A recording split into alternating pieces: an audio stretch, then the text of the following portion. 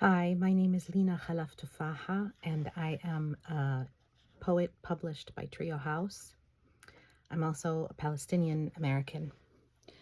I'm recording this message of love and solidarity and support for everyone in Minneapolis and in Minnesota today. It's really hard to find language for what we are all witnessing and experiencing in this moment. Although I think it's important in the same breath to say that as beyond language as it is, and as crushing as it is, and urgent, it would also be a lie to say that it is surprising. And I think it's so important that we're honest with ourselves and with each other in this moment. I've been hearing, we all, I think, read or hear these comments online or in different spaces that try to make some sort of sense of the horror unfolding. Maybe they're well-intentioned, but they're misguided. And one of them has something to do with ICE agents not being trained. This one has been particularly distressing to me. It's that ICE agents aren't trained.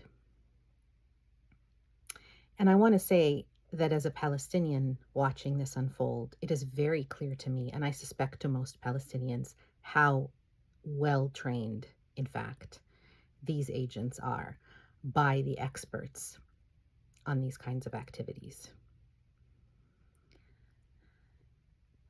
So I'm going to read some poems. I'm sending strength and love and prayers for resilience to everyone in Minneapolis and in Minnesota and everywhere in this country where we are confronting this large system that is now enacting its violence locally, not just abroad. The first poem comes from my book, my Trio House book, Kaan and Her Sisters, which was published in 2023. Dear Miss Sahar, first letter.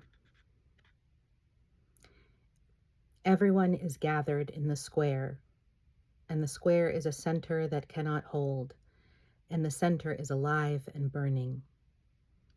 I don't know when it happened, and yet I've known it since you taught us the first lines of the poems we sang.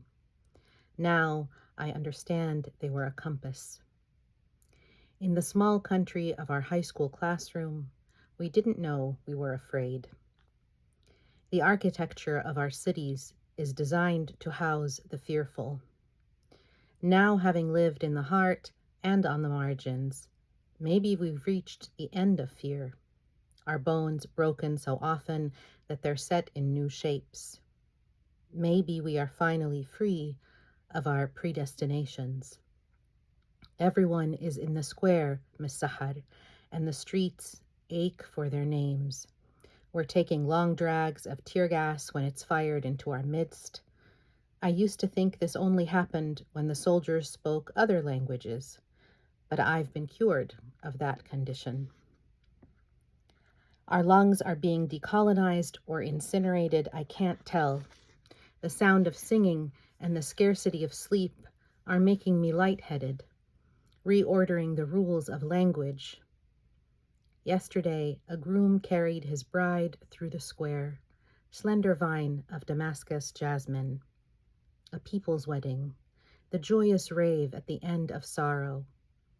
Everywhere is liberation and chanting, threaded with gunfire. The girls have flowers in their hair, Miss Sahar, and the boys are sharing their cigarettes. There is suddenly bread enough for all of us, or do we hunger for something more? The time for Kaan is setting, Miss Sahar. I need a new grammar for this country. And I'm going to read one more poem from my book, Something About Living.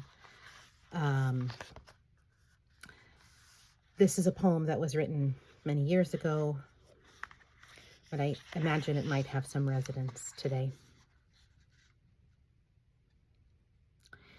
Letter to June Jordan in September. I cannot pass the anniversary of that first news event of childhood without returning to your poem. How from my home I watched, and watched my grief-stricken parents unable to speak. How I leaned into the screen, the chords of the cries, searching for what was recognizable of fingers and thighs, of bracelets and mustaches. Macabre arrangement of bodies with names like our own. I cannot pass without your words.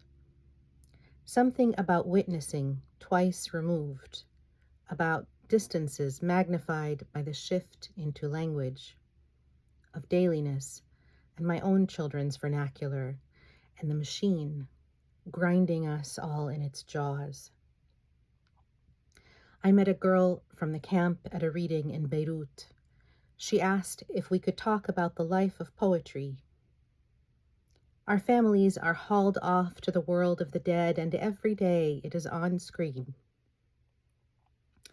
In Gaza, we're watching Ferguson, and in Atlanta, we're watching Jerusalem, watching Minneapolis, watching their weapons and their training programs, indistinguishable.